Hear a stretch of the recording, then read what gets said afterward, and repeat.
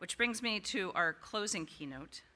I'm honored to welcome Jordan Schwartz, Executive Vice President at the Inter-American Development Bank, whose leadership has been instrumental in rethinking how the bank approaches and understands risk in this poly-crisis moment. Today, Jordan will share news of a new partnership between IDB and ASRA that aims to do something bold, to embed systemic thinking into the heart of multilateral development finance and lead the way for others to follow. In his role as Executive Vice President, Jordan is the Chief Operating Officer of the IDB and oversees the quality control and risk management of all bank operations. Prior to joining IDB, he worked in economic development for over 30 years with experience in infrastructure, finance, sustainability, and the role of the private sector. Also, he has worked across Latin America and the Caribbean, East Asia and the Pacific, and Central Europe. Please join me in welcoming Jordan Schwartz.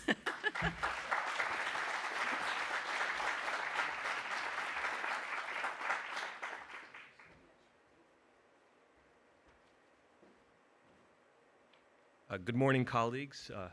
Good morning in particular if you've come over from Latin America, the Caribbean, the United States, and Canada. It feels very much like the morning, like you've already had a morning and just waking up now if you're like me, despite the earlier breakout sessions. If you've come from East Asia or Australia, I guess we could go have dinner after this.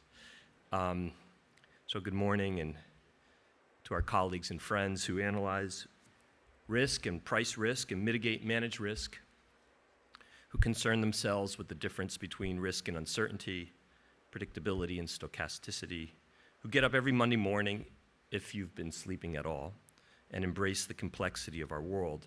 I'd like to offer just a few thoughts as a representative voice of your constituents or your advisees or your internal and your external clients, those who are being impacted by the changing environment in which we work and who are increasingly dependent on a more nuanced understanding of the overlapping and interacting forces around us.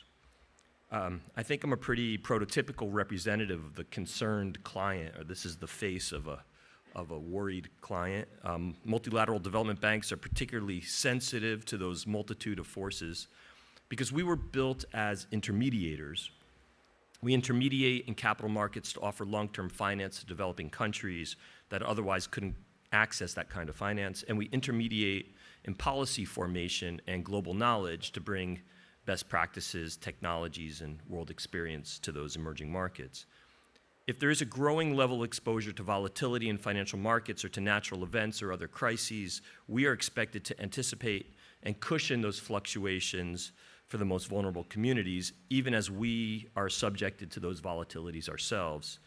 If there is a growing impact or frequency of catastrophic weather events, of health crises or pandemics, of economic downturn, from trade shocks, currency fluctuations, migration, security threats, war, it is our job to understand the trends, to convert that into affordable financial instruments and forgiving contractual clauses, into programs that strengthen institutions, regulations, and market mechanisms to make them robust. If insurance has to step out, we are expected to step in. It's a lot to ask, and our ability to respond to all of this has been, I think, okay up until now. But as we've heard the last couple of days, and as I think we know, otherwise we wouldn't be part of this self-selected group of people, the now is changing, as we know, and the ask is growing, especially for those of us with some access to resources. For the Inter-American Development Bank, there are two aspects of systemic risk that speak to our mission. Our mission is formally improving the lives of the people of Latin America and the Caribbean. It's quite simple in its words, though the underlying resources and capacity and forms in which we offer help are increasingly complex. So on systems, I should first explain that we ourselves are going through both an expansion and also a major reform based on a strategy we call Impact Plus. I won't walk through all of the component pieces of the strategy, but basically we're expanding our capital base, bless you, and our leverage on both the public and private sector sides while simultaneously focusing on improving the impact of our projects and our portfolio. So growing while trying to do things better explicitly and very specifically, from the way in which we have quality at entry through our monitoring and our knowledge cycle back into the way in which we design our work. It's a lot, and we're busy with these two things. And so even more than the expansion part, which will take us from an institution of about $15 billion per year of financing a few years ago to one of about $30 billion a year of financing in the couple of years ahead between the public and private sector divisions of our institution. More than the expansion, the reform around impact is the reason that I'm here, along with our Chief Risk Officer, Soren Elbech, and our Head of Systemic Risk, Darwin Marcello. Our reforms involve a commitment to our shareholders to improve the impact of what we're doing. So imagine defining impact and measuring it for public and private engagement in 26 countries across nearly every sector. The first step in that process has been a recognition that we need to embrace a greater programmatic approach to project design, which is kind of multilateral development bank speak for more systems thinking. When I say programmatic approach, it means programmatic over time and programmatic by bringing related components into every project's formulation. So if it's okay, I'll just give you a couple of examples of what I mean. I think this may resonate with many of you, even coming from very different kinds of institutions. So if we defined our objective as expanding education access in an intervention in a country, building schools or financing the construction of schools might be sufficient. But if we agree with our client countries that our program of support should have a more ambitious objective or a broader objective, such as human capital development or education outcomes, rather just access or number of capacity for number of children in schools, then we also may be concerned about building schools, but we would need to look at the access to schools, so roads, buses, personal transport. We'd look at technology and digital access to those schools. We'd look at teacher training, pedagogy, curriculum, quality of administration. We might also care about parental literacy, home stability, basic nutrition, drug use, student safety and security. The system that gets us to higher educational achievements holds many small and large pieces. So I'll give just one more example. I won't walk through the 15, 20 sectors and areas of work that we engage in, but just to see if I capture as many of you as possible with these examples. But if we set as our result ambitions more treated water flowing into a water system, we might finance a treatment plant. But if you're working towards sustainable and reliable water supply, particularly in a country under climate stress, then we might have to concern ourselves with water resource management and the management of the basins around the water resources, utility finance and performance, consumer affordability, pricing and regulation, public health standards, worker skills, private investment in water and wastewater treatment, runoff, storm drainage, and the circularity of water pollution. Just a couple of examples of the difference between setting our ambitions as a multilateral development bank higher than the individual asset or the individual investment. So the school's important, and so is the water treatment plant, but then there are those other interrelated component pieces, each of which could be its own project, investment, analytical program, or set of policy reforms.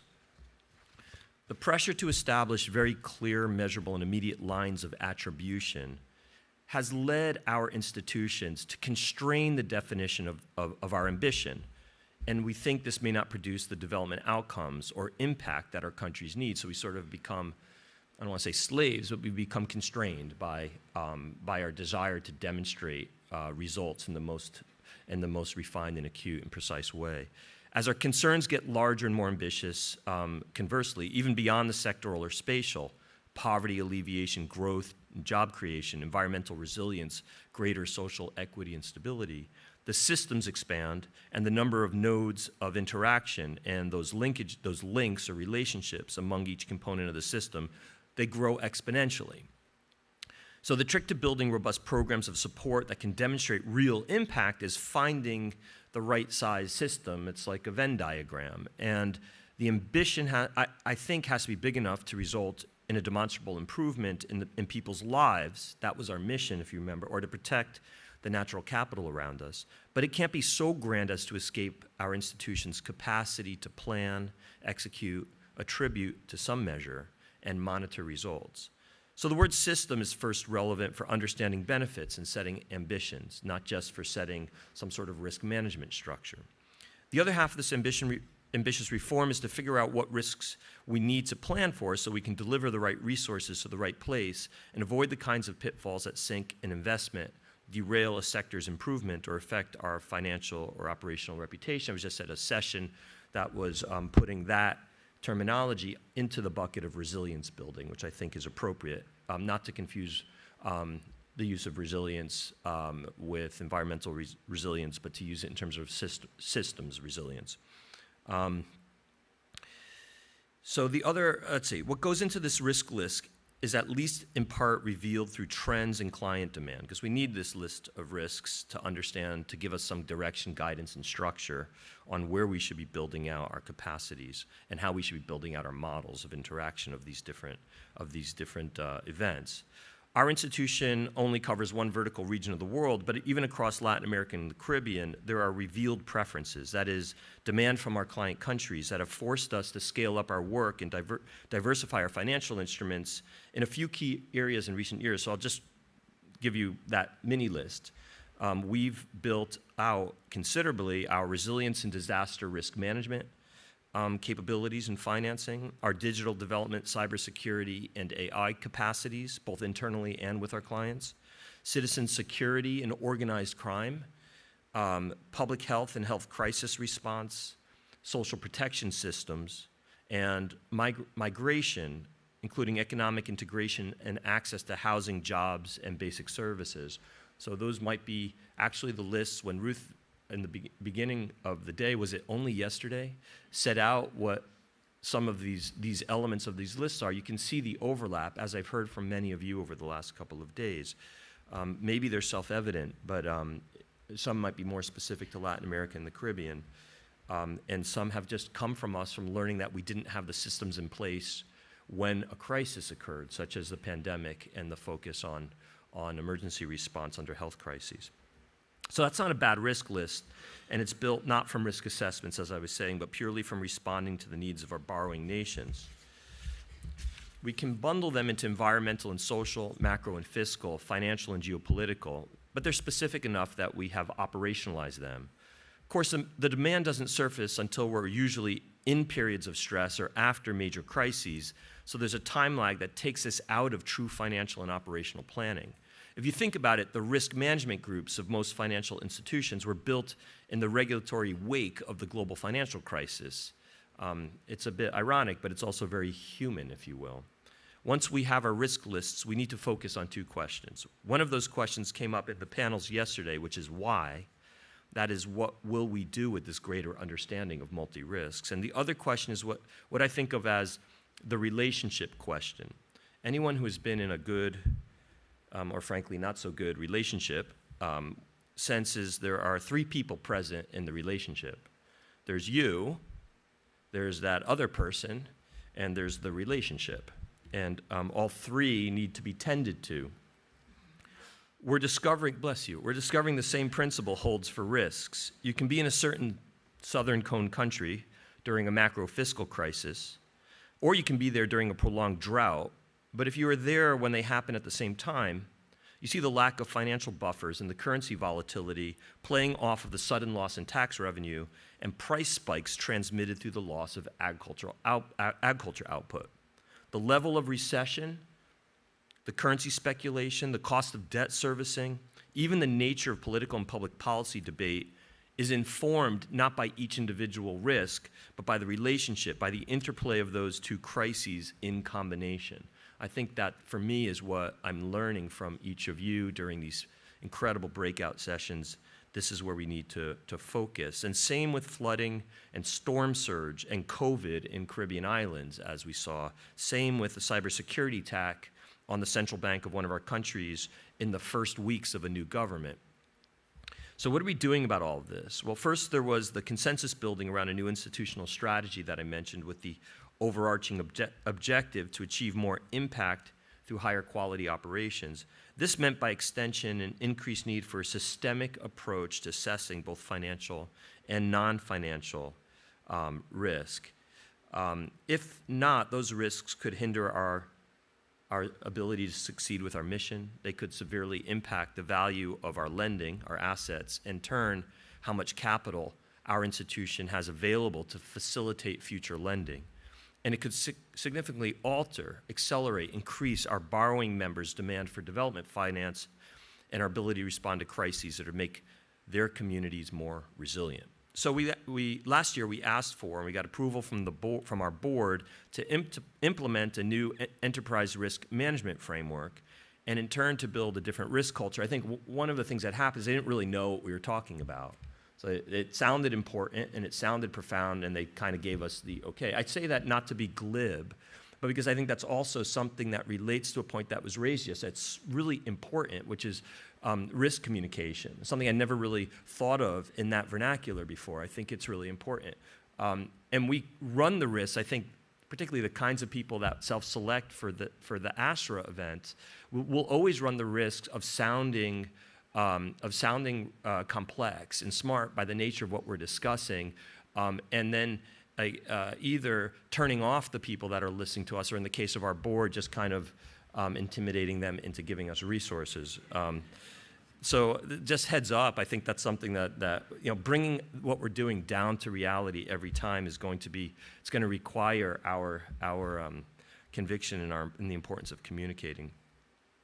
So in turn, with that mandate from our board, we're building a different kind of risk culture. We're quantifying, stress testing, and modeling how each risk or form of crisis we encounter impacts other crises, so we can increasingly understand how systemic risks impact our ability to deliver on our mission.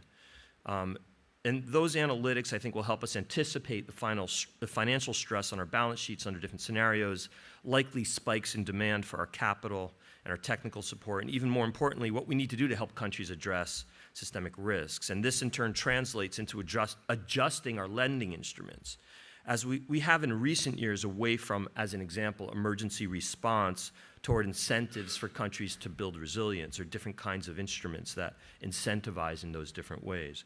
And it will help us to better refine the use of our scarce concessionary resources. So that means grants. We were talking about the increasing loss of aid flows or ODA flows. In our case, we also accumulate grants from our donors and member countries who want to help support a particular area of vulnerability of the countries in which we work. And we also utilize a lot of our net income. So as a multilateral development bank, we don't pay dividends to our shareholders. Our staff and management do not make bonuses. We don't make profits. We reinvest. We can also take a piece of our net income, but we have to know that there's going to be tremendous impact for the use of that net income, because it's basically coming out of our ability to lend, and it's, in a way, a small form of asset stripping. So we are constantly using net income, for example, to finance the piloting of debt clauses that allow for a pause in repayment on financing if in the case of a catastrophic weather event. But that is something that we have to always make choices and trade-offs between which ones we're going to finance with that scarce and special sources of financing. This is where I think the holistic view of risk begins to help us to prioritize. Finally, we've established a dedicated quantitative team to develop a comprehensive framework for systemic and multi-factor risk assessment, and we are partnering with ASRA to further close the information gap in this area, and we're tremendously grateful for this opportunity at partnership with you all. We started a joint research effort this year with ASRA, and we welcome and invite other multilaterals and other organizations to join us. This would be impact. And I think this transformation will give our institution the tools to make choices, financial, operational, and technical. Okay, so this is where I had thought to give you more detail about how we have been innovating in our financial products, to discuss the nature of innovation in institutions that are looking at multiple risks. But I thought maybe we can have further those conversations bilaterally, given the breadth of the types of people here, and sort of what I'm learning to be the culture that ASRA is already inculcating, if I could use that word, in the way in which we communicate with each other. So I thought instead I'd try to offer a kind of parable, if that's the right word, for what it is that we're trying to do. I'm not much of a poet, so my apologies to Ben Okri if he's still with us. My sister's a poet. She would be horrified by what by what I'm about to do. But let me defy my my business suit and try this out. Okay. So to prepare for this workshop and to offer risk vision with more precision, Darwin, Soren, and I decided to build a massive algorithm that could predict the future risks to economic sustainability at the very edge of human and computing ability, combining all known and imagined methodologies, scientific and statistical, but also metaphysical analogies. We started with a multivariable regression, finding coefficients with an absolute linear progression, lags with a perfect Granger causality, and other tricks of econometric banality. We captured chance in an ocean floating bottle through a billion simulations from Monte Carlo model, then CGE to add price dynamics, and to make it faster, refined through Pigment, Domo, and other AR forecasters adjusted by a committee of crystal ball masters. Apology for this tedium. I'm saying we began to reach equilibrium. So I multiplied in the leaves of my tea, went to count the coffee grinds in my Turkish coffee, checked with my tarot cards, wished upon a star, tried to stay extra calm while I verified by reading my palm. After I consulted a wizened soothsayer, for good measure added in a heartfelt prayer. I pulled up the results on my old Galaxy 7, and just before it blew up halfway to heaven, I saw 2 quick images from 30 years out, and I'll need your help to understand what each one was about. The images were soul-battering, totally mind-shattering. What I saw were 2 future pathways that attacked me with impunity. They were visions of 2 contrasting communities. The first was modern, efficient, green, secure and connected, livable, clean, schools with unimaginable technology, students not learning factoids but learning methodology, emissionless cars on grass-covered streets, yoga gatherings and coffee shop meets, where the dividends of capital had effortless generation of disposable income and time for recreation. The other future was flooded with huddled masses, shoving and pushing between economic classes, clogged up, smogged up streets of tailpipes, polluting, stressed-out faces of workers commuting, dumps that were filled with rubber tires, haze and smog blowing through from outlying fires, slums and ghettos and homeless poor, faces of the browbeaten yearning for more. The images disappeared without a trace while tears were streaming down my face. I asked, how could our model produce 2 opposites? Which is the future of which we should be cognizant? I sat myself down and poured a glass of bourbon and thought of my upcoming G20 trip to Durban. Which result of our magic risk model will edify the policy makers and which will better prepare the desperate policy takers? Was the message that for every future winner, someone else will lose? Or was the message that we can build the capacity to choose?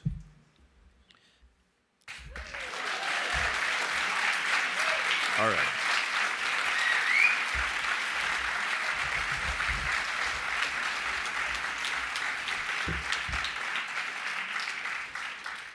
That's about the best I could do with that. I'm sorry. But it's so it is so great to be here with you. It has been a great 2 days for us.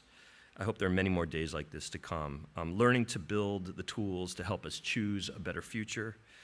That's what's in it for us. We are a mission-driven institution. I think many people here are also kind of one way or another working towards a better, more secure environment and world in which poverty can be alleviated, growth can be sustained, and our children and their children can wake up to less stress and anxiety than we do. And I just wanted to thank Ruth, thank ASRA, and thank each of you for this incredible experience. Thank you.